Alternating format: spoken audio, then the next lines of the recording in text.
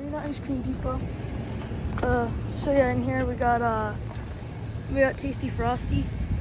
I'm pretty sure that's Jake's local. I'm not sure.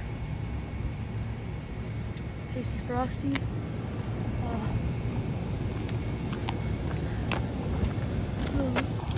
Eddie's Soft Ice Cream. I think that's Jake's local. Oh, there's some random ice cream buses. And then we got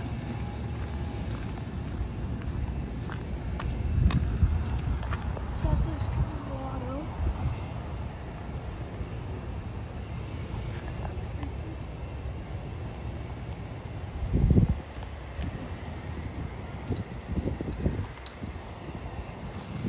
Yeah, we're at the yard. I don't know what that truck is next to it, but there's random popsicle trucks and then a few soft ice cream trucks. It was so big, but I think what they did was they eventually had to corral it. I think that's what he was making.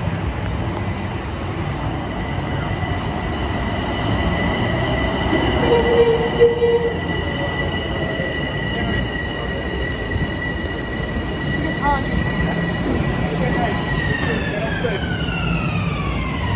I actually don't have a